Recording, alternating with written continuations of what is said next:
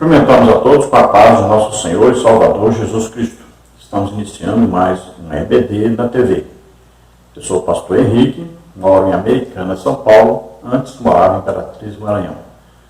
Se você deseja nos convidar para estar aí com você, entre em contato conosco. O telefone é o mesmo ainda, DDD 99, telefone 991520454.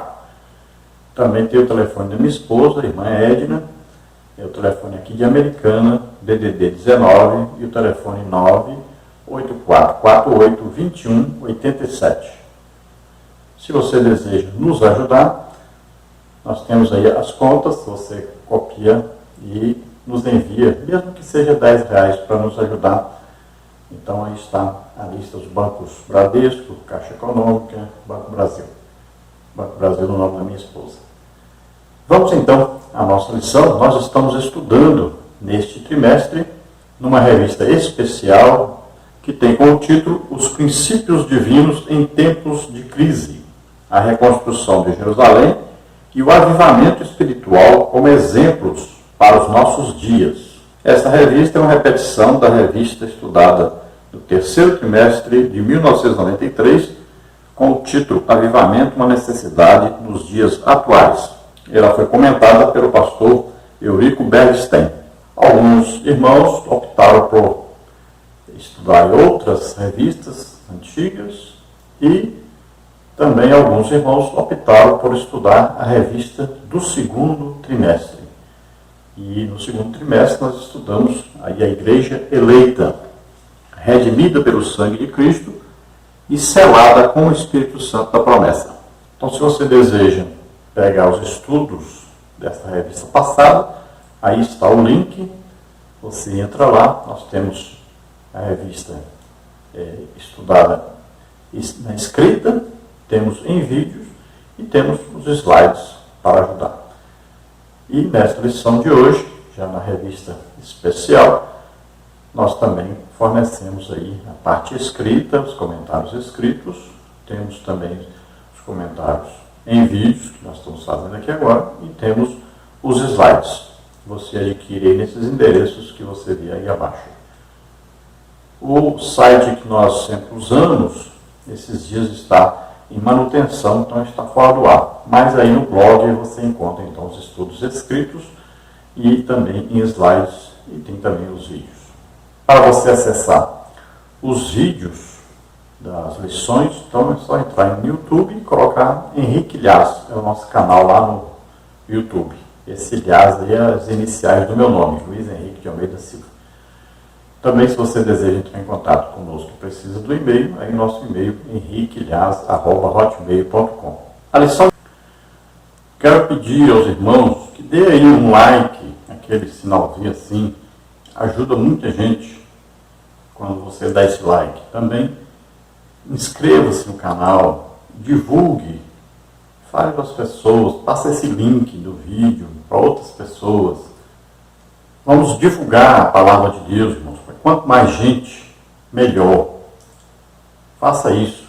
Passe para os outros. Olha, eu assisto um vídeo, Escola Bíblica Dominical, vou passar para você. Passe aí nos grupos, divulgue. A gente vê que as pessoas no mundo divulgam tanta coisa que não tem valor nenhum. E aí, 1 milhão de pessoas veio, 2 milhões de pessoas viram, 5 milhões de pessoas viram. Imagine, nós não divulgamos as nossas coisas. A palavra de Deus precisa ser divulgada. A internet precisa estar cheia da palavra de Deus. Se nós não enchermos a palavra de Deus, Satanás enche com as coisas dele. Então, vamos fazer isso, vamos divulgar, vamos ajudar os outros também a aprenderem, a terem um material para poderem dar aula. Agora as igrejas estão todas aí abertas, funcionando, né? Vamos ajudar a Escola Bíblica Dominical a crescer muito, porque a palavra de Deus é a base da nossa fé. Nós temos que estudar mesmo sistematicamente a palavra de Deus. Então, nos ajude a palavra de Deus, ajude a obra de Deus, divulgue, incentive as pessoas a assistirem. Vamos então à nossa lição de hoje, a lição 12. Esdras e Neemias combatem o casamento misto. Nós vamos aí ver no tópico 1, Esdras e Neemias combatem o perigo do casamento misto.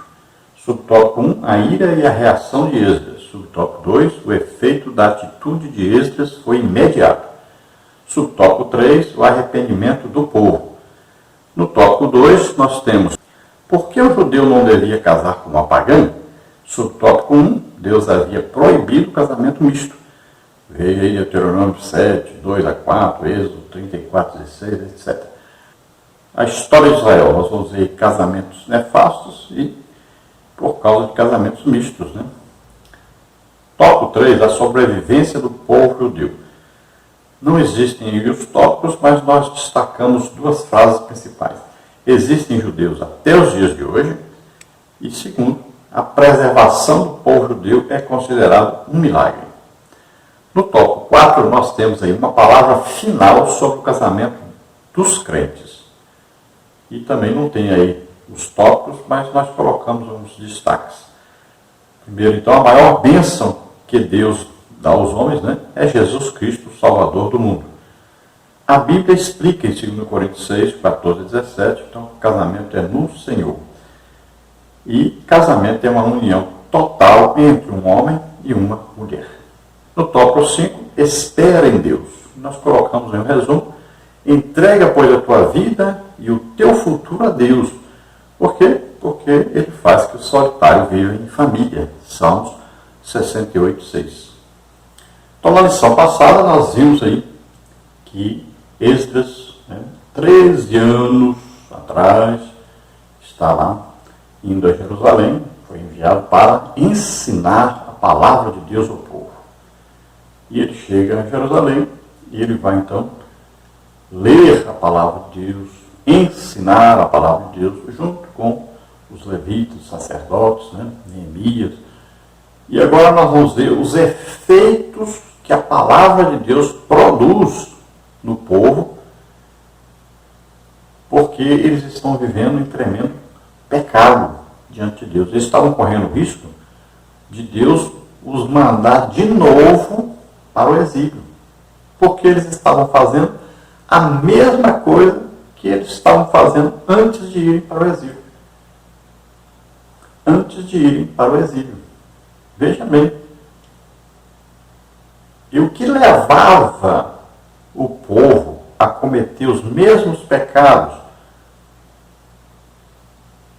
principalmente o que era? Os casamentos mistos. Era os homens procurando mulheres de povos que não eram judeus. E essas mulheres, então, levavam os homens à idolatria, a cometerem todo tipo de pecado. Pecados sexuais e por aí vai o resto atrás.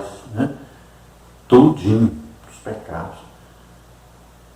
Então, Satanás já tinha tentado matar o povo de Deus fisicamente, no tempo lá da rainha Esther, já tinha tentado matar pela alma, falta do conhecimento da palavra de Deus, e agora ele ataca o espírito.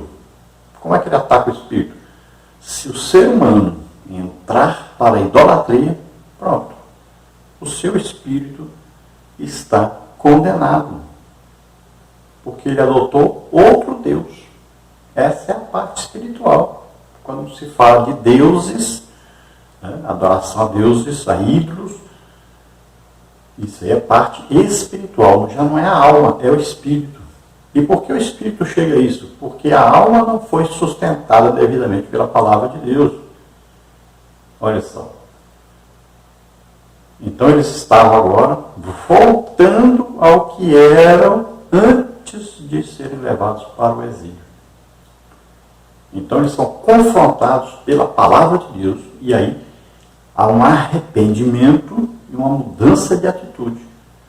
Eles vão decidir, então, deixar essas mulheres, a seus filhos, a família inteira, que eles arrumaram, que não concordava com a palavra de Deus, com os ensinos da palavra de Deus. Em Deuteronômio 7, uma das coisas que diz aí, olha aí, Não darás tuas filhas a seus filhos, e não tomarás suas filhas para teus filhos, pois elas fariam desviar teus filhos de mim, para que servissem a outros deuses. E a ira do Senhor se acenderia contra vós, e depressa vos consumiria. Então, olha, Deus está advertindo: se vocês entrarem na terra e começarem a se juntarem com o povo da terra, então vocês vão adorar os deuses deles, vão me abandonar, e eu vou entrar com juízo contra vocês. E é isso exatamente que eles estavam fazendo. Olha, Deus diz para os judeus: eu não escolhi vocês porque vocês eram um grande povo. Não. Pelo contrário, eu chamei vocês de um homem que nem podia ter filho, porque a sua mulher é estéril.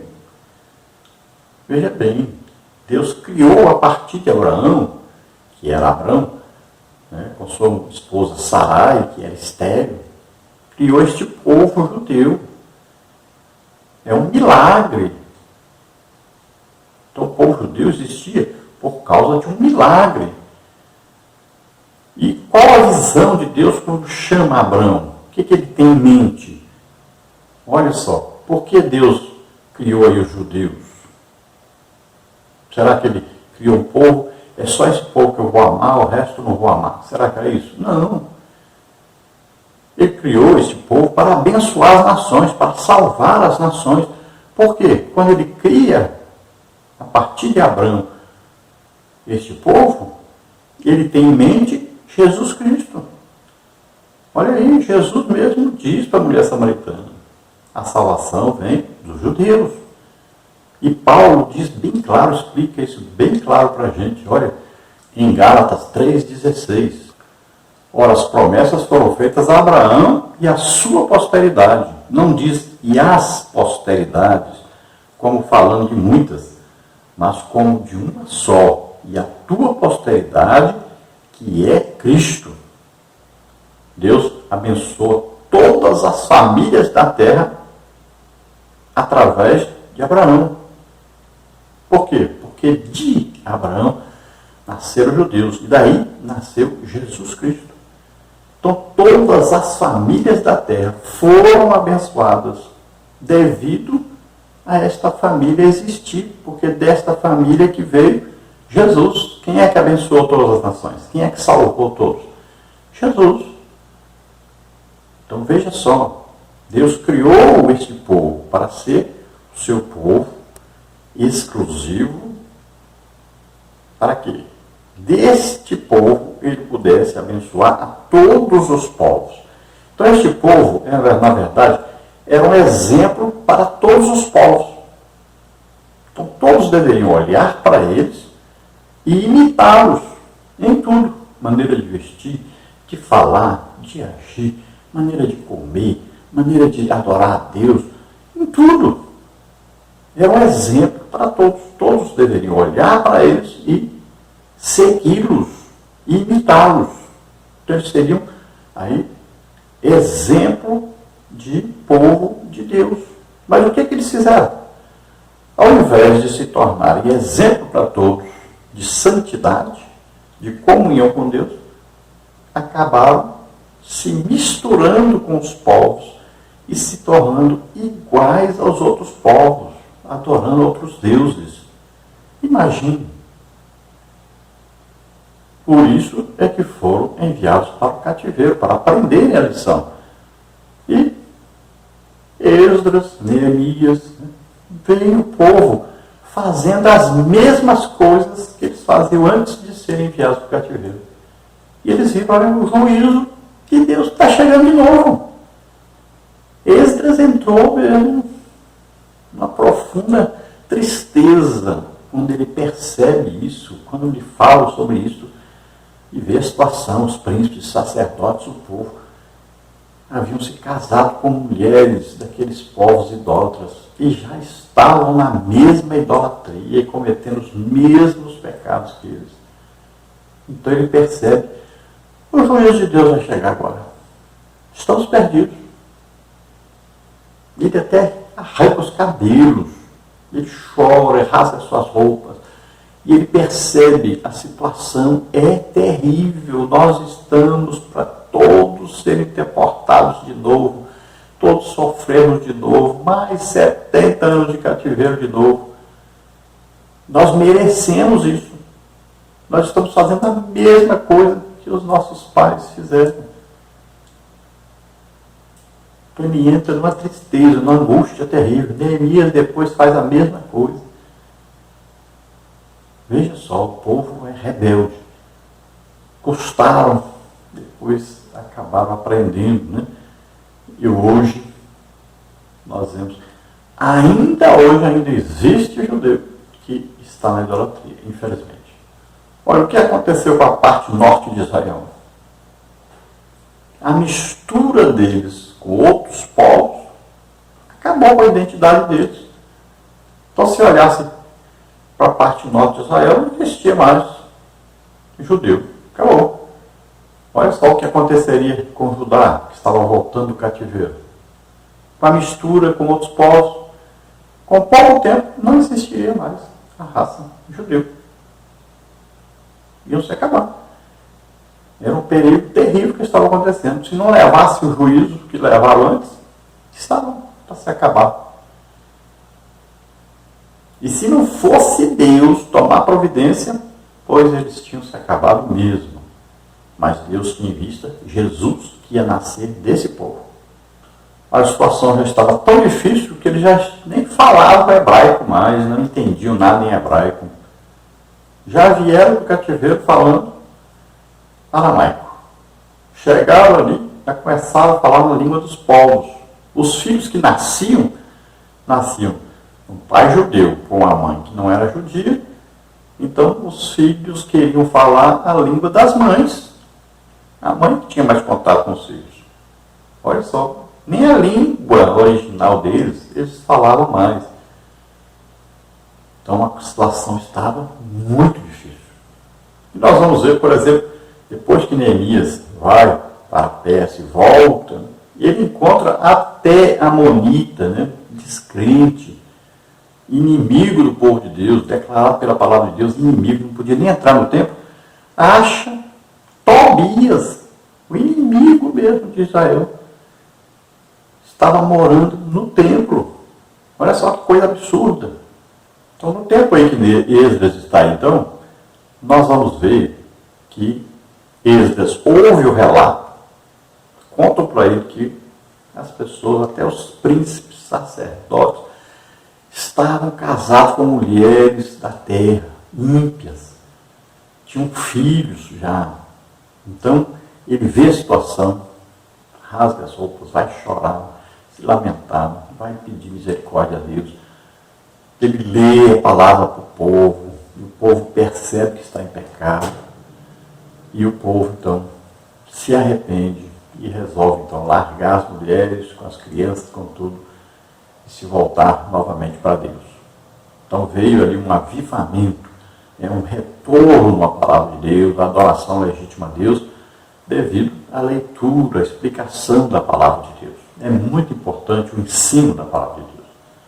Olha, tinha tanta gente envolvida nisso, que levaram 3 meses para acharem todos que estavam casados indevidamente, se separarem de suas famílias e consertar o erro deles. Veja só, quantidade de gente. Então esse é um resumo bem pequenininho, a lição muito grande. Vamos agora ao textual da lição, que diz o seguinte: não vos prendais a um jogo desigual com os infiéis, porque que sociedade tem a justiça com a injustiça? Que comunhão tem a luz com as trevas? 2 Coríntios 6,14. Então você vê aí a figura, né, ilustrativa para você ver o que é o jugo. Jugo é aquela canga, né, onde se coloca 2 bois ali para puxar o carro de boi. Se você coloca uma mula e um boi, o que vai dar? Não vai dar certo. A mula não pode ver uma poça d'água que ela vai parar. O boi segue avante. O boi tem uma força tremenda, né? E é servo. Já o burro, de vez em quando, fica bravo, empanca, não quer andar. Então, veja só, não dá certo, né? Então, assim é juntar duas pessoas que são completamente diferentes na adoração. Um adora ídolos, outro adora Deus. Que comunhão vai ter? Um quer adorar ídolos que são o quê? Demônios. O outro quer adorar Deus. Olha só, que comunhão vai ter aí, ó?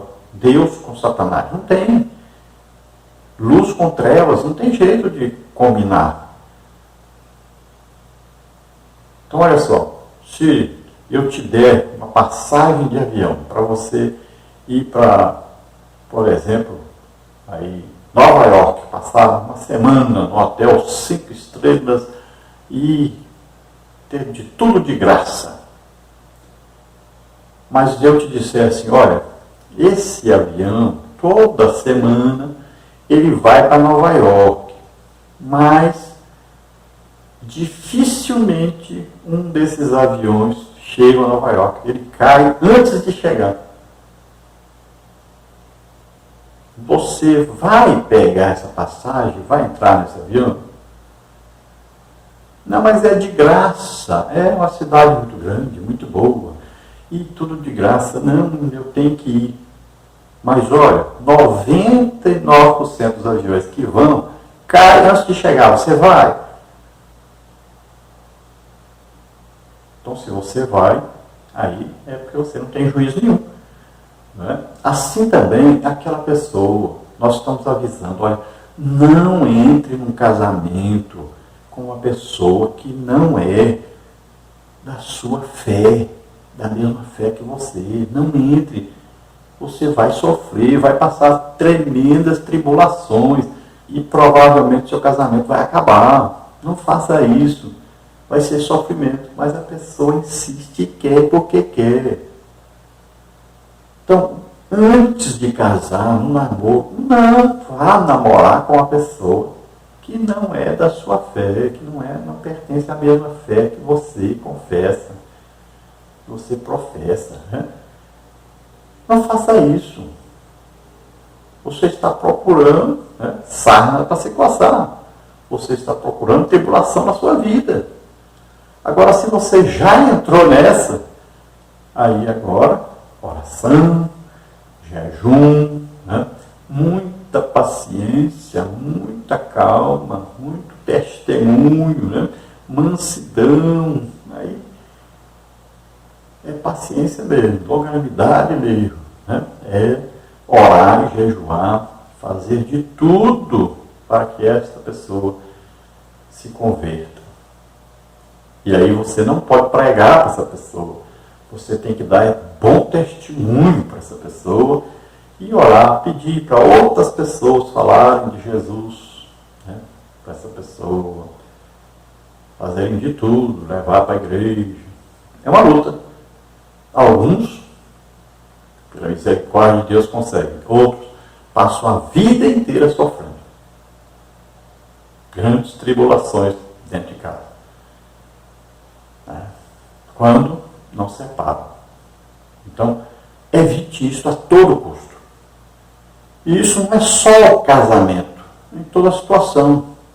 Você quer ter uma empresa, por que você vai abrir uma empresa com uma pessoa ímpia? Você pega aí todo mês o que ganha, pega uma parte e dá o dízimo. Ele pega todo mês uma parte e dá nas bebidas, nas drogas, nos vícios, dá para o diabo.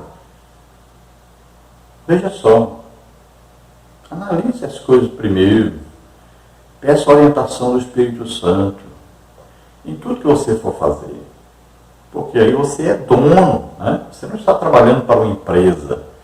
Você não pode ficar dizendo, não vou trabalhar numa empresa não, porque essa empresa é de ímpio. Não, você é crente, você pode até ajudar essa empresa, você pode falar de Jesus para os funcionários. Né?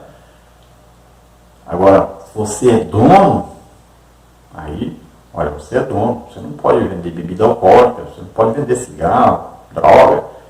Você é dono, você é servo de Deus.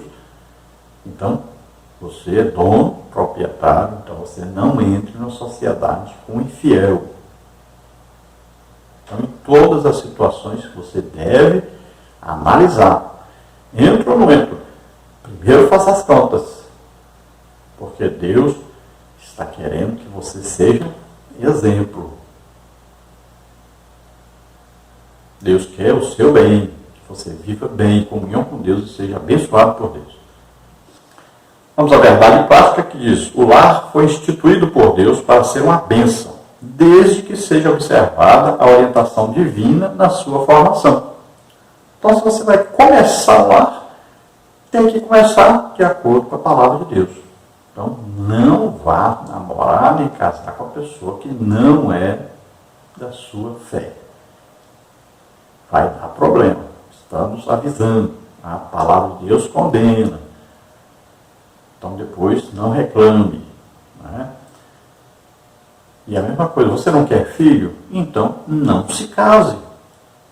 Porque a orientação da palavra de Deus é que filhos são bênçãos de Deus. Você não quer filho, não? Pois não se case. Tem gente que é teimoso, quer desobedecer a Deus, já quer começar uma família desobedecendo a Deus. Desobedecendo totalmente, afrontando a palavra de Deus. Então faça as contas. É um projeto, um casamento é para a vida toda. É até que a morte o separe. É até morrer. Então, cuidado. Antes de entrar, faz a conta. Dá para mim entrar? Então, não dá não, então não entre. Vamos agora à leitura bíblica em classe, que está em Êxodo 9, de 1 a 4, Neemias 13, 23 a 26, Neemias 9, 38 e Neemias 10, 1, 29 e 30. Êxodo 9, então, diz assim: acabadas, pois, estas coisas, chegaram-se a mim os príncipes, dizendo: o povo de Israel e os sacerdotes e os levitas não têm separado dos povos dessas terras, seguindo as abominações dos cananeus, dos heteus, dos ferezeus, dos jebuseus, dos amonitas, dos moabitas, dos egípcios e dos amorreus, porque tomaram das suas filhas para si e para seus filhos, e assim se misturou a semente santa com os povos destas terras, e até a mão dos príncipes e magistrados foi a primeira nessa transgressão. E ouvindo eu tal coisa, rasguei a minha veste, o meu manto, e arranquei os cabelos da minha cabeça e da minha barba, e me assentei atônito. Então se ajuntaram a mim todos os que tremiam das palavras do Deus de Israel, por causa da transgressão dos do cativeiro. Porém eu fiquei assentado atônito até ao sacrifício da tarde. Neemias 13. Vi também naqueles dias judeus que tinham casado com mulheres asdoditas, amonitas e moabitas. E seus filhos falavam meio asdodita e não podiam falar judaico, senão segundo a língua de cada povo. E contendi com eles, e os amaldiçoei, e espanquei alguns deles, e lhes arranquei os cabelos, e os fiz jurar por Deus, dizendo: não dareis mais vossas filhas a seus filhos, e não tomareis mais suas filhas, nem para vossos filhos, nem para vós mesmos. Porventura não pecou nisso Salomão, rei de Israel, não havendo entre muitas nações rei semelhante a ele, e sendo amado de seu Deus, e pondo Deus rei sobre todo Israel, e contudo as mulheres estranhas o fizeram pecar. Neemias 9 agora, 38. E com tudo isso fizemos um firme concerto, e o escrevemos, e selaram-no os nossos príncipes, os nossos levitas e os nossos sacerdotes. Neemias 10 agora. E os que selaram foram Neemias, o Tirzata, filho de Acalias, e Zedequias. Firmemente aderiram a seus irmãos, os mais nobres de entre eles, e convieram no anátema e num juramento de que andariam na lei de Deus, que foi dada pelo ministério de Moisés, servo de Deus, e de que guardariam e cumpririam todos os mandamentos do Senhor, nosso Senhor, e os seus juízos e os seus estatutos, e que não daríamos as nossas filhas aos povos da terra, nem tomaríamos as filhas deles para os nossos filhos. Então essa é a primeira parte aí da lição. Nós vamos entrar agora na lição, no corpo da lição, com a introdução e os tópicos. Vamos agora então à introdução da lição. Nesta lição iremos estudar o grave problema do casamento entre judeus e mulheres pagãs. Veremos a enérgica ação de Esdras e de Neemias para solucionar este problema. e também o que a palavra de Deus diz sobre o assunto. Na lei de Deus aparece a ordem: não faças concerto com os moradores da terra, nem tomes das suas filhas para os teus filhos. Êxodo 34, 11, 16, Deuteronômio 7, 3 e 4. Foi por esse motivo que o sacerdote Esdras, conforme a leitura da nossa lição, ficou perplexo quando tomou conhecimento que o povo, depois de haver voltado do exílio, tomava mulheres dos povos gentílicos em redor, misturando a semente santa.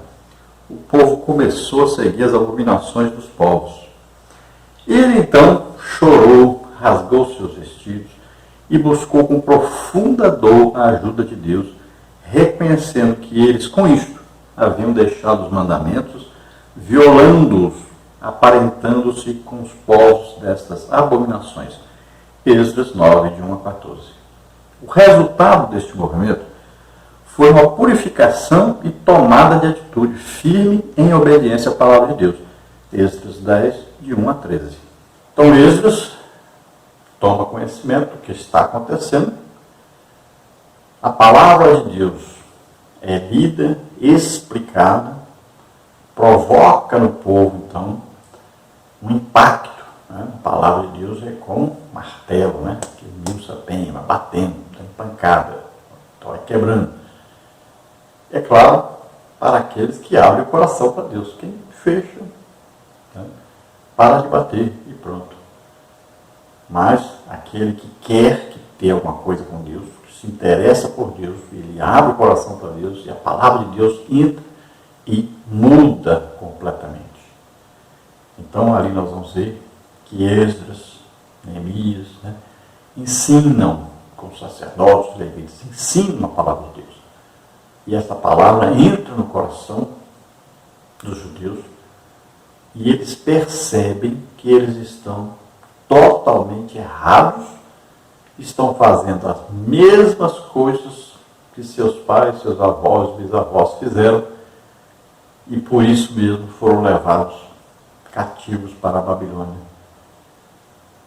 Então eles estavam praticando as mesmas coisas e mereciam o mesmo castigo. Além do povo desaparecer, corria o risco do juízo que foi aplicado a seus pais, avós, bisavós, também ser aplicado sobre eles. E isso estava iminente mesmo, já ia acontecer, porque já estava a situação difícil. E é por isso que Neemias e Esdras sofrem tanto, se lamentam tanto, se assustam tanto com a situação que está ali. Ouvindo a palavra de Deus, então, eles viram, todos reconheceram, estamos errados e queremos consertar. E então, este é o avivamento narrado no livro de Esdras e Neemias. Essa volta do povo, essa saída da idolatria e a volta do povo para Deus. E olha, o custo foi altíssimo. Tiveram que deixar suas esposas e seus filhos que tiveram com essas esposas. Veja só. Foi uma dor terrível, foi um lamento terrível, foi um choro terrível, foi um sofrimento terrível. Veja só o que eles tiveram que fazer. Não é fácil, mas os judeus fizeram. Para se consertar diante de Deus, eles fizeram. Então, hoje, ninguém é obrigado a fazer isso, né? Então, você aceitou Jesus, você não sabia lá nos seus erros passados, estava cego, né? Deus não leva em conta o tempo da ignorância, né? Então, você não vai ser obrigado a fazer isso. Mas você agora tem que ter uma família, viver para Deus, com Deus, em consagração a Deus, em santidade diante de Deus. Não pode mais se separar, não pode ter outra família mais. Esse negócio aí de divórcio, esquece isso. Casamento é até que a morte o separe. O que Deus uniu, não separe o homem. Então tome cuidado. Casamento é coisa séria. Você não pode brincar. Deus é testemunha. No dia que você casou, não importa se você casou lá no mundo, com a pessoa do mundo. Não importa. Casou? Então agora é compromisso. Deus é testemunha do casamento. Tanto faz se você era crente ou não era. Você casou, está casado e acabou. É até que a morte o separe. Não vá pensar que você pode sair desse casamento, não.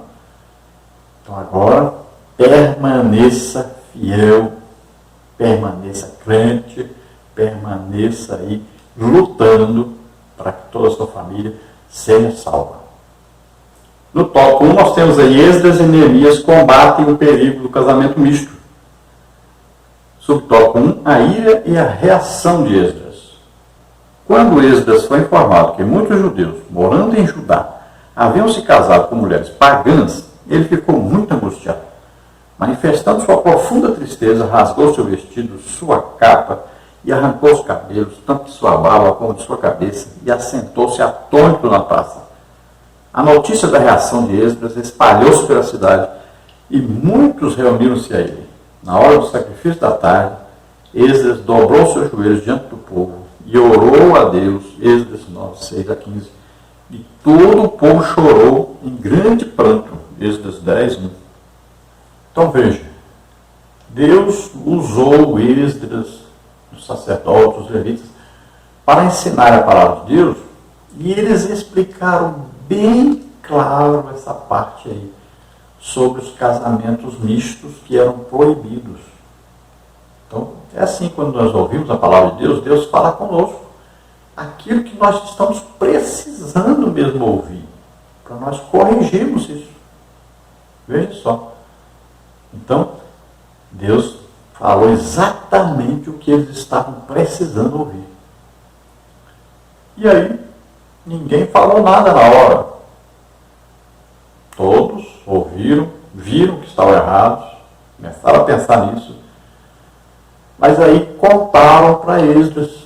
Alguém chegou e disse para ele, aqui o povo está tudo vivendo aí já na idolatria, já estão tudo aí casados com pessoas aí aqui da própria terra aqui, pessoas aí de povos, né, diversos, menos judeus.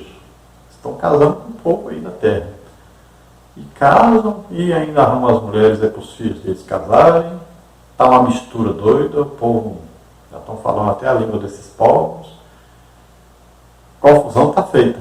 E isso começou com os líderes, magistrados, né, os juízes, né, os sacerdotes, veja só, os príncipes. Olha, príncipe representava a parte política, o sacerdote a parte religiosa e os magistrados a parte judiciária.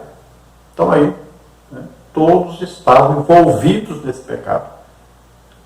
Quando Esdras ouve isso, ele fica profundamente angustiado. Dá até um desespero. Nós vamos morrer tudo. Todo mundo cativeiro de novo. E se Deus não fizer isso, os judeus vão desaparecer da face da terra. Foi um susto tremendo. Foi uma coisa que ele nunca esperou ouvir na vida. Ele rasga as roupas, ele arranca a barba, ele arranca o cabelo da cabeça. Ele chora, se lamenta, se assenta ali no meio da praça, e gritando, orando, chorando, pedindo perdão a Deus. E o povo, tudinho, começa a juntar. O que está acontecendo? E aí eles vão percebendo, nossa, meu Deus, o pecado que nós estamos para ser destruídos, nós estamos para ser amaldiçoados todos por Deus. E eles vão percebendo, e aí vão começar a chorar junto com ele.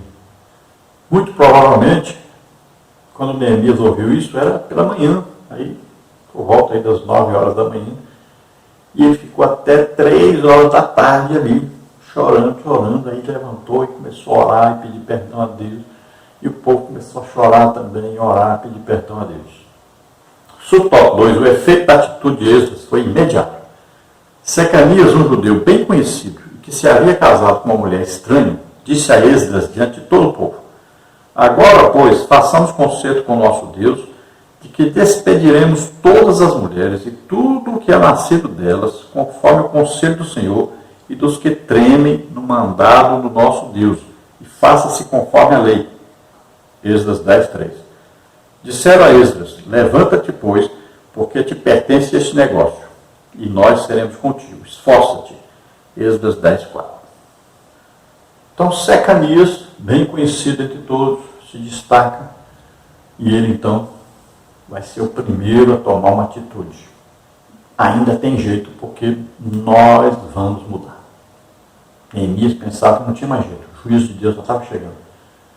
Mas Secanias disse: não, tem jeito, nós vamos mudar, nós vamos tomar uma atitude radical, mas nós vamos tomar atitude e vamos nos voltar para Deus. Nós não queremos ser destruídos, não queremos mais ir para o cativeiro. Então, ele toma atitude: olha, eu vou deixar minha mulher, os filhos dessa mulher, vou abandonar imediatamente e vou me voltar para Deus, obedecer a palavra de Deus.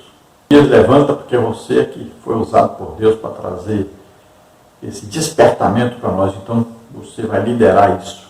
Vão vir todos aqui, vão ser analisados e todos vão deixar suas mulheres com esses filhos dessas mulheres ímpias. Todos vão abandonar a idolatria, vamos nos voltar para Deus imediatamente. Subtópico 3, o arrependimento do povo. Esdras levantou-se e ajuramentou a todos que fariam conforme as palavras de Secanias. E o povo jurou. Esdras 10:5. Todos os que haviam retornado do cativeiro foram convocados. E Esdras falou-lhes: vós tendes transgredido e casastes com mulheres estranhas. Fazei confissão ao Senhor, apartai-vos das mulheres estranhas. E responderam todos: assim seja, conforme as tuas palavras nos convém fazer. Esdras 10, de 10 a 12. Sobre este negócio foram postos Jonatas e Jesaías, auxiliados por 2 levitas. Eles receberam a incumbência de supervisionar o encerramento definitivo destas uniões proibidas pela lei de Deus. Esdras 10, 15 e 16. Antes mesmo da chegada de Esdras a Jerusalém, Neemias já havia enfrentado o problema do casamento misto. Vários judeus, inclusive alguns sacerdotes, haviam se casado com mulheres estranhas. Neemias os fez jurar que não mais fariam isto. Neemias 13, 25. Neemias afastou de entre os sacerdotes e de entre os levitas aqueles que eram estranhos e contratou novos sacerdotes e levitas para preencher os cargos vagos. Um dos netos do sumo sacerdote, Eliasibe, era genro de Sambalate e foi afastado por Neemias. Neemias 13, 25 a 30. Então Esdras chama ali Secanias e todos que concordavam com ele, que queriam realmente mudar, e o povo então se ajunta, e eles vão fazer agora um compromisso, um juramento diante de Deus, e vai ser tomada agora providência para que todos venham, todos têm que comparecer, todos ali perante testemunhas vão desmanchar esses casamentos. Neemias já tinha passado por esse problema, enfrentado, falado, o povo tinha consertado, mas voltava a fazer de novo. E Esdras agora vai arrumar também a parte sacerdotal. Aqueles que são filhos de sacerdote, mas são filhos de mulheres que não são judios, esses não podem ser sacerdotes. O sacerdote só podia ser da linhagem, mas linhagem pura, de Levi. Sacerdotes descendentes de Arão e levitas descendentes de Levi. Não podia ser com mulher estranha, com mulher que era proibido, o povo até de entrar no templo, esse povo era proibido. Aí os amonitas, os doditas, esse povo não podia nem entrar no templo, imagina. Já tinha gente, no tempo de Neemias, por exemplo, casado até com uma amonita e morando no templo. E aqui é dado um exemplo desse sacerdote que não poderia mais ser sacerdote. Um dos netos do sumo sacerdote Eliasibe, veja bem, neto de um sumo sacerdote, havia se casado com a filha de Sambalate, aquele que tentou impedir a obra de Deus, o inimigo do povo de Deus. Então Neemias imediatamente o afasta do serviço sacerdotal. Isso é o quê? Uma purificação do sacerdócio. A liderança da igreja, ela não pode ser ocupada por pessoas que vivem em pecado, em idolatria, mistura com o mundo. Aqueles que estão na liderança são espelho para a igreja. Então, tem que ser pessoas que dão um excelente testemunho. São pessoas íntegras. E isso tem que ser levado a sério. E nós temos visto vários problemas acontecendo na igreja por causa disso. Tem que haver uma correção, tem que haver aí uma vigilância por parte da liderança para não deixar essas pessoas estarem na frente, servindo de exemplo para os outros. Tópico 2. Por que um judeu não devia casar com uma pagã? Subtópico 1. Deus havia proibido o casamento misto. Deuteronômio 34:16, Josué 23:12 e 13. A desobediência a esta ordem de Deus era um ato de rebelião. A finalidade desta proibição era evitar que o judeu viesse a seguir a religião de sua mulher pagã. Então está bem clara aí a ordem de Deus a este respeito. Não é permitido a um servo de Deus, alguém que pertence à família de Deus, se ajuntar, se casar com uma pessoa que não pertence à família de Deus. E esta é uma ordem de Deus. Então os judeus tinham essa ordem e fizeram exatamente o contrário. Por que essa ordem é dada? Será que Deus está fazendo acepção de pessoas? Não. Deus quer que um povo seja exemplo para os outros povos. Que um povo seja bênção para os outros povos. E no caso do judeu, é que desse povo ia nascer Jesus Cristo. Veja bem. Então esse povo deveria ser exemplo para os outros povos, porque Deus chamou Israel para ser bênção para os outros povos. Desse povo ia nascer Jesus. Olha aí, Jesus falou para a mulher samaritana. A salvação vem dos judeus, porque Jesus nasceu do povo judeu. E Paulo explica que Deus abençoaria todas as nações da terra através da família de Abraão, da sua posteridade. Não fala das posteridades, mas fala da sua posteridade, que é Cristo. Então, todas as famílias da terra seriam abençoadas através de Abraão, porque desse povo de Abraão nasceria Jesus Cristo. Então, é isso que Deus quer. Assim a igreja está no meio do povo. Deus está dizendo, a igreja está aqui para trazer a vocês a pregação do Evangelho para que vocês sejam salvos. Olha, quando chove, chove sobre todos. Acontece um terremoto. Igreja cai. Casa de crente cai também. Então nós estamos no meio do povo para servir de exemplo, para pregarmos o Evangelho para eles serem salvos. Então veja só, é importante você entender isso. Não é que Deus está fazendo acepção de pessoas. Pelo contrário, Deus está querendo um povo para que este povo seja instrumento para conduzir esses que não conhecem a Deus até Deus. Subtópico 2, a história de Israel registra vários exemplos das consequências nefastas do casamento misto. Vejamos. Salomão, filho de Davi, rei de Israel, que construiu o grande templo em Jerusalém, contaminou-se por causa dos casamentos com mulheres pagãs. Elas perverteram seu coração e ele passou a seguir os seus deuses estranhos. 1 de Reis 11, 1 a 9. Como consequência do seu pecado, no reino de seu filho Reoboão, as 10 tribos do norte separaram-se e constituíram-se em um reino independente sob a liderança de Jeroboão. 1 de Reis 12, 16 e 19. Outro exemplo, Acabe, rei de Israel, casou-se com Jezabel, princesa Sidônia. 1 de Reis 16, 31. Jezabel fortaleceu o culto a Baal em Israel e perseguiu os profetas de Deus. 1 de Reis 18, 4. Então veja um exemplo de Salomão. Salomão, para fazer amizade com os outros povos, começou a se casar com várias mulheres, povos que não eram tementes a Deus. E o resultado? Essas mulheres levaram Salomão, olha só, o filho de Davi, o homem que Deus escolheu para construir um templo para ele, que o abençoou, deu uma sabedoria imensa, riqueza maior que todos os homens. E este homem caiu na idolatria, abandonou Deus, Imagine, por causa dessas mulheres. E é por isso que Deus já preveniu, já deu ordem, não pode casar com mulher de povo estranho. Cuidado, Deus avisou, Deus falou várias vezes, insistiu, pois o Salomão fez isso. Imagine, Deus olhando, Salomão, que deveria ter morrido, porque Davi tinha adulterado com Batseba, morreu o primeiro filho deles. Era para Salomão morrer também, ser amaldiçoado.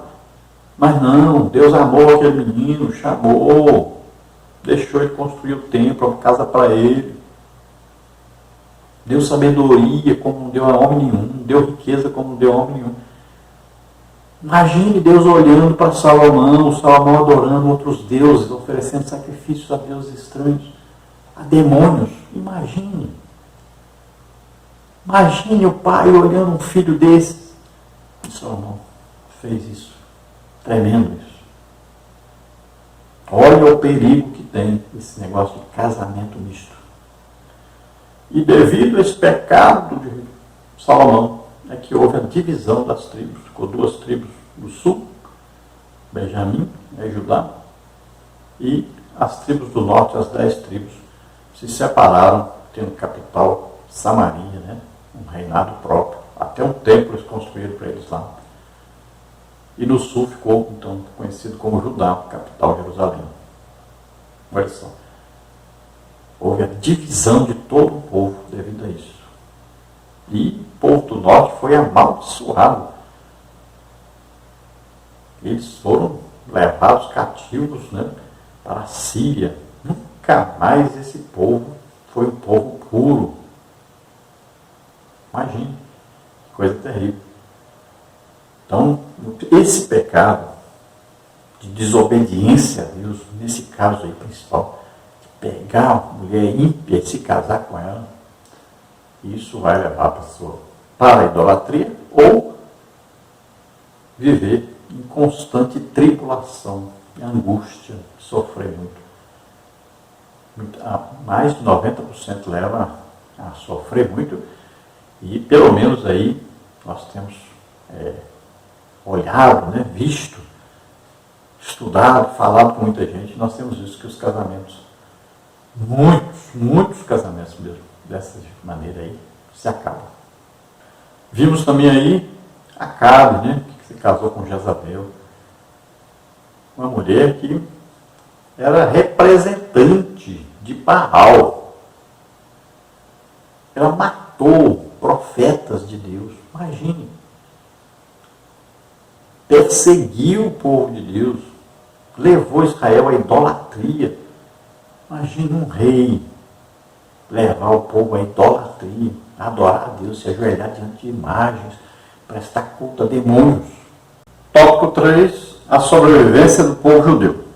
Existem judeus até os dias de hoje, porque embora espalhados por quase todos os países do mundo, Lucas 21, 24, não se misturaram com os povos no meio dos quais passaram a viver, conservando-se sempre separados.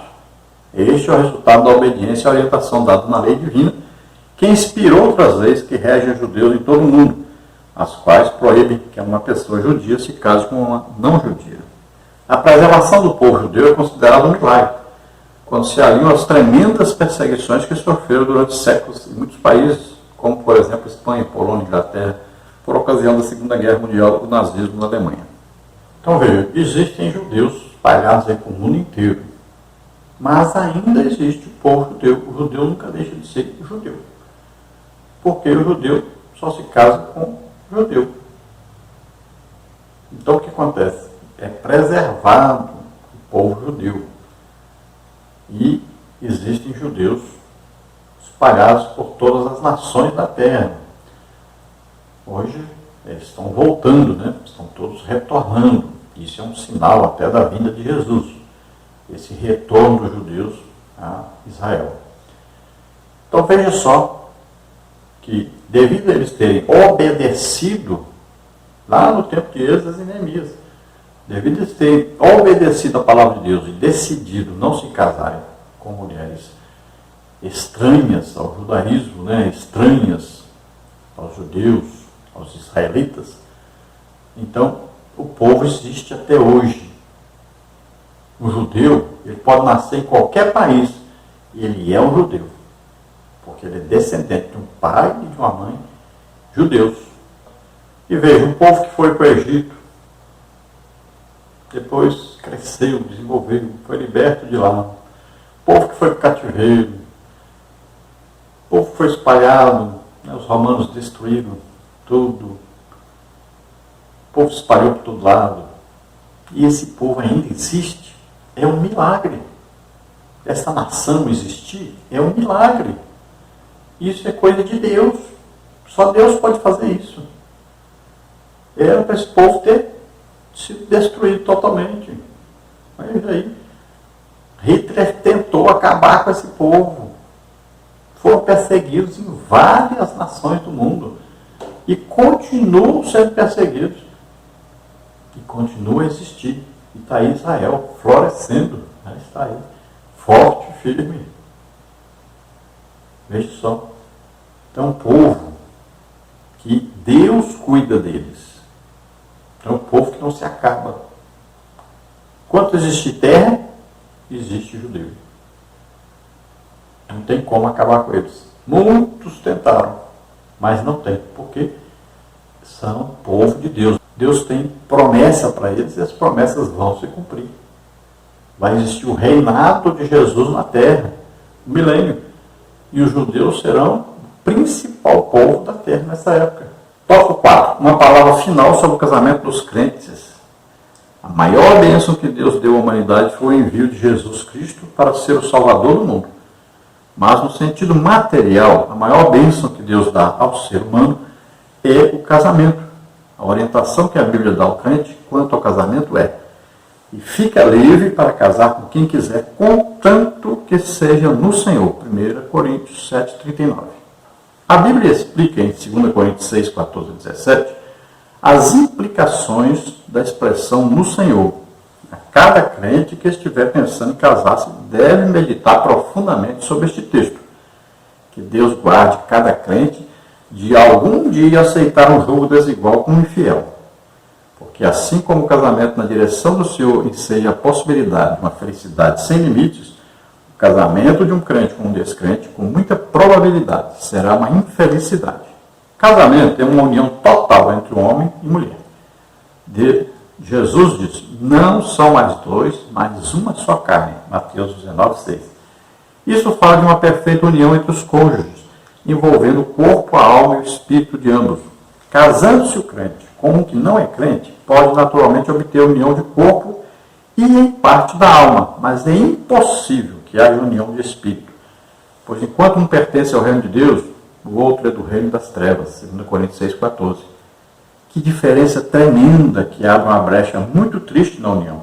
Ainda que o crente tenha pedido perdão a Jesus por esta falta cometida, vive agora preso a um outro com quem não tem nenhuma união no espírito. É impossível calcular o sofrimento que uma união desta natureza tem causado. Também a parte não crente não respeita a parte crente, pois sabe que ele errou contra a Bíblia, amando mais o casamento do que a Deus. Em lugar de ter se estabelecido um lar cristão, uma plataforma do Evangelho, aumentando assim a influência espiritual da igreja, houve um triste recuo. Um soldado de Cristo passou para o lado oposto. Em lugar de um lar cristão, com uma viva influência sobre os filhos, 2 Timóteo 1, 4, 5, Atos 7, 20 e 21, forma-se um lar sem definição espiritual. Os filhos estão desprovidos de ajuda espiritual. Neemias 13, 23 e 24. A maior bênção que existe, é claro, Jesus Cristo, que veio para nos salvar. A nossa salvação é a maior bênção. É a coisa principal, é a salvação. Agora, o casamento Deus nos deu para que pudéssemos, junto com outra pessoa, encontrarmos a felicidade, a realização do ser humano, é ter uma família. É se unir o homem, uma mulher, os dois vão se formar. Aí um só, né? Corpo, alma, espírito. e vão procriar, vão ter filhos, ser uma família. Deus é quem instituiu a família. Esse é o objetivo de cada pessoa, ter a sua família. Então ele vai constituir a família, vai educar os filhos na palavra de Deus, né, formando aí uma célula nessa sociedade, vai influenciar a sociedade para o lado de Deus. Agora, quando um crente se une com um descrente, não existe união completa. Pode até ter união de corpos, até de alma, gostarem das mesmas coisas, né? Mas aí vai entrar, um gosta da palavra de Deus, o outro gosta de ler livros pornográficos, assistir filme pornográfico. A alma também vai ficar difícil de unir uma com a outra. Um quer ir para a igreja, ouvir o evangelho, o outro quer ir para uma festa. Fica difícil, né? Agora, do espírito é impossível haver união. Porque um está em luz, o outro está em trevas. Um está com Deus, o outro está com Satanás. Não vai haver união, não adianta. Então aí é a formação do jugo desigual. Querer juntar duas pessoas completamente diferentes, aí com relação a Deus, não vai dar certo, não tem jeito de se juntar. Deus não vai aceitar. Não vai dar certo. Não existe comunhão. Satanás e Deus. Não tem jeito. Trevas e luz não tem jeito de se misturar. Você pode dizer, mas eu conheço um casal que vive muito bem assim. Pois é. Talvez tenha. Existe? Existe. Existe. Parece que está tudo bem. Mas ele vai para a igreja com ela. Pois é. Você sabe o que passa lá na casa deles? Você sabe o que existe fora da sociedade, dentro do lar? Mas não, eles vivem bem, comprovado, tudo bem. Mas não existe união do espírito com outro espírito. E aí? Um dia eles vão morrer. E aí? Um vai para o inferno, o outro vai para o paraíso. Esse do inferno vai ser lançado lá de fogo e enxofre. E o outro que foi para o paraíso, vida eterna com Deus, Nova Jerusalém. Olha aí, estarão separados eternamente. Então, olha só, não há possibilidade de haver felicidade, a felicidade que Deus programou quando há essa divisão. Agora, se você já está nisso, agora é oração, é jejum, é paciência, pedir às pessoas para pregar para o seu cônjuge, não pregue para ele que não vai dar certo, vai haver mais divisão ainda. E vai orando, e vai jejuando, e vai fazendo todo o possível.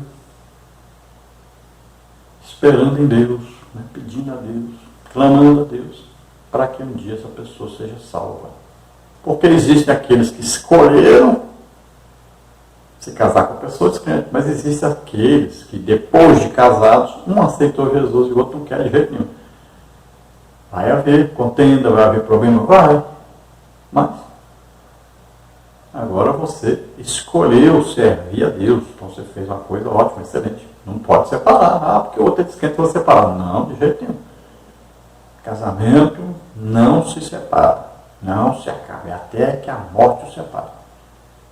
Então, fique aí no casamento, orando pelo outro. Tá? Carregue sua cruz. Siga firme com Jesus. Não deixe o outro. E é isso que Paulo ensina na palavra de Deus. Se o descrente consente em morar com você, então nunca o deixe. Agora, Paulo diz, se ele, por causa da sua fé, chega e diz, eu vou embora, eu não quero mais saber. Aí, Paulo diz, deixa ele ir. Olha bem. Você nunca, o crente nunca toma a iniciativa de separar um casamento. Nunca toma a iniciativa de desmanchar um casamento. Então, se houver separação no casal, só se um quiser ir embora, e a pessoa é descrente, né? E odeia você porque você é crente e quer ir embora, então, Paulo diz, olha, deixa ele ir. Agora você não se case com outro, porque é adultério. E se ele casar com outro, é adultério também. Então, quer deixar ali? Tudo bem, você consegue viver sem sexo, consegue viver sem a outra pessoa, e ele quer ir embora de todo jeito, deixa ele ir. Agora, não se case de novo. Agora, se um dos cônjuges morre, então o outro está livre para casar-se de novo, só se um morrer. Casar com quem? Com a pessoa crente, é isso que Paulo está explicando. Só pode casar de novo se a outra pessoa morreu, né? Você ficou viúva, ou você ficou viúvo. Só pode casar com a pessoa que é da sua fé, um crente. Tópico 5. Espera em Deus. Findamos este estudo sobre o casamento misto, onde a palavra de Deus é muito clara neste apelo. Espera em Deus. Salmos 27, 14, 37, 7. Jovem, o teu desejo de ter um lar e experimentar a riqueza do amor de um companheiro ou de uma companheira é natural. Lembra-te de que Deus ouve a oração. Quando Eliezer orou, pedindo que Deus mostrasse quem seria a noiva de Isaac, recebeu uma gloriosa resposta, como está em Gênesis 24, de 12 a 27. Glória a Deus, uma escolha precipitada, olhando somente para o que está diante de seus olhos, 1 Samuel 16, 7, pode impedir que recebas aquele ou aquela que Deus tem preparado para ti. Entrega, pois, a tua vida e o teu futuro a Deus, que faz com que o solitário viva em família. Salmos 68, 6. Deus que trouxe a companheira para Adão, Gênesis 2, 22, poderá fazer isso por ti. Espera, pois, no Senhor. Então, espera em Deus, confia em Deus, vai orando, buscando de Deus a resposta, e Deus vai enviar a pessoa certa, na hora certa. Tenha paciência, não perca a cabeça, não perca a paciência, não faça coisa errada. Não namore com a pessoa descrente, de jeito nenhum. Nunca faça isso. Então espere em Deus, vai orando e confiando. Deus sabe a hora, Deus sabe a pessoa, Deus vai escolher o melhor, a hora melhor. Tudo vai dar certo. A família, quem instituiu não foi Deus? Quem inventou não foi Deus? Não é o desejo de Deus que você tenha uma família, que tenha filhos e que seja exemplo para a sociedade, faça uma grande obra para Deus? Então Deus vai arrumar a pessoa certa para você. Espere, confie, tenha paciência. Então você que já entrou no casamento, a pessoa que não é crente, ou você depois de casado passou a ser crente e o outro não é. Então tenha paciência, ore, espere no Senhor também. Vai orando, vai orando. Tem gente que é rápido, tem gente que demora muito, tem gente que com vários, até décadas, esperando a outra pessoa aceitar Jesus. Tem gente que vai aceitar Jesus perto da hora de morrer já. Mas faça aí a sua vida ficar melhor. Ore, insista, persista, jejue, peça às pessoas para pregar para o seu cônjuge, né? Ore por ele sempre e dê bom testemunho. Olha, Pedro aconselha as mulheres que têm marido descrentes. Ele diz, olha, você ganha o seu marido pelo seu porte de mulher humilde, mansa, quieta. E assim, você vai ganhar o seu marido, ele vai ver que você é de Deus. É assim que você ganha, não é brigando, discutindo, falando, né? Nada disso. Então seja mansa, quieta, humilde. Deixa essa vaidade exagerada e aí você vai ganhar o seu marido para Jesus. E o contrário é a mesma coisa, né? O marido que ganhar a esposa também vai ser manso, humilde, amar sua esposa, né? Ter paciência e um dia vai ser salva, com certeza. Vamos orar agora juntos. Se você ouvindo a palavra de Deus, decidiu entregar sua vida para Deus hoje, aceitando Jesus como Senhor e Salvador, vamos orar agora. Se você está doente, está enfermo, vamos orar agora e você vai ser curado. Vamos orar. Pai querido, em nome de Jesus, te apresentamos essas vidas que se chegam a Ti agora arrependidos dos seus pecados. Oh, graça custa fracassa, custa reverastar. Obrigado, Senhor, por enviar o Teu Filho Jesus para nos salvar. Ajuda agora essas pessoas, Senhor. Muitas delas estão passando por tribulações, problemas terríveis. Tem misericórdia, ajuda essas pessoas. Oh, Senhor, salva agora aqueles, Senhor, que estão vivendo uma vida difícil, aí no jugo desigual dentro de casa. Senhor, dá a eles paciência, organidade, amor, bondade. Deus, ajuda-os, Senhor, ajuda-os a conseguir, Senhor, vencer essa luta terrível. Fortalece-os, Deus. Senhor, salva essas vidas. Dá sabedoria para que eles possam ganhar essas pessoas para Ti, Senhor. Aqueles que estão doentes, enfermos, Senhor, em nome de Jesus, eu ministro sobre eles agora a Tua cura. Solta essas vidas, todo mal, em nome de Jesus. Solta toda doença, toda enfermidade. Vem, Senhor, sobre eles agora. Toca, Senhor. Toca, Senhor. Faz um milagre na vida deles. Solta, Covid-19. Desaparece dessas vidas, em nome de Jesus. Toca, Senhor Deus, em nome de Jesus. Amém. Glória a Deus.